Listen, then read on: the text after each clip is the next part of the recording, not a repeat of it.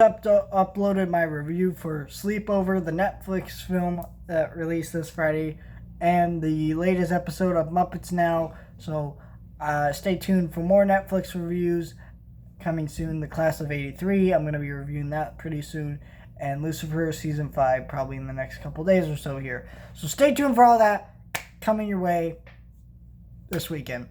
But let's talk about the one and only Ivan. This film was supposed to go to theaters, and it did not go to theaters.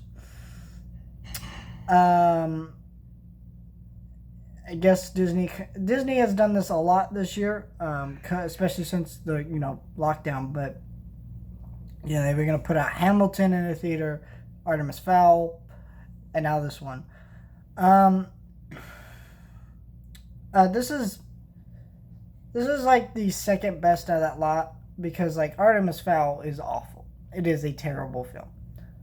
Hamilton is great, and so this isn't that good, but this was supposed to come out August 14th of this year, and it didn't happen. Which I'm shocked that this was actually supposed to come to theaters, because there was no talk of this film. There was no trailers beforehand saying, hey, this was going to come out on this date, or announcement or anything. So it was kind of confusing.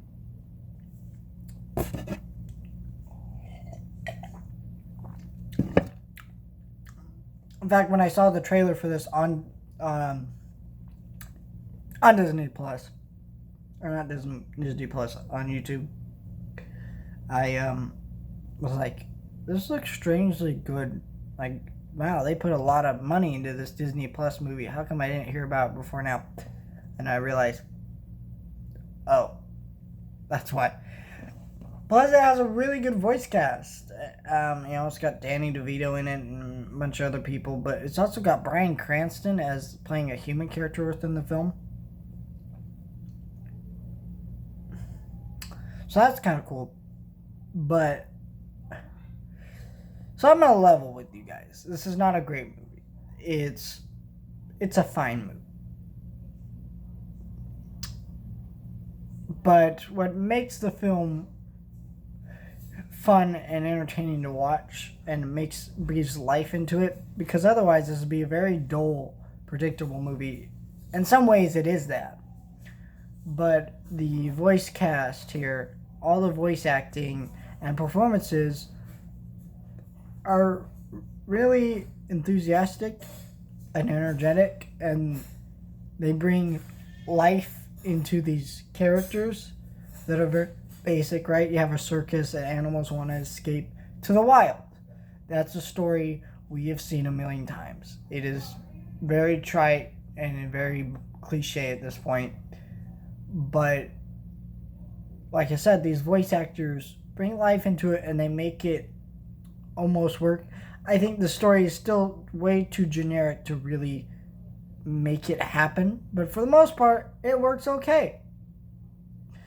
And also, I think another thing that also helps this film a lot is the CG. The CG here is really good. It's incredibly impressive, because it's almost like Planet of the Apes to me, where I just read into the eyes and I know everything that's going through this character's head, which kind of is a testament to how good the CGI is. But the script here and the dialogue for the talking animals probably should have been toned down a bit, because you are able to read so much through the expressions. It's like, did you really need these characters to talk as much as they do? Probably not. It's not like an obscene amount of talking, but it still could have been toned down just a bit. But otherwise, I think this film was fine. It is a very cliche, generic movie with some fun, energetic performances and voice acting from talented people that bring life into it just enough that it was okay.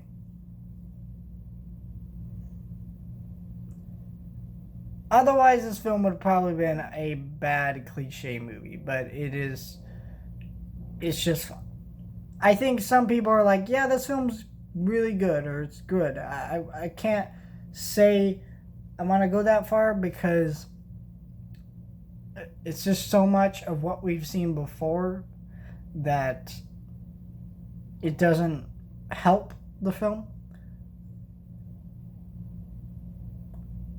I think it's an enjoyable family film, and it's nice to see Disney doing something original and unique with one of their films instead of like, let's base this off a popular book.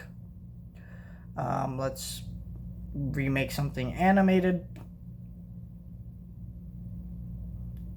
You know, stuff like that. So we're getting something unique and different for a change, and I enjoyed it, but it's just, you know, it's just fine. Probably won't ever watch it again.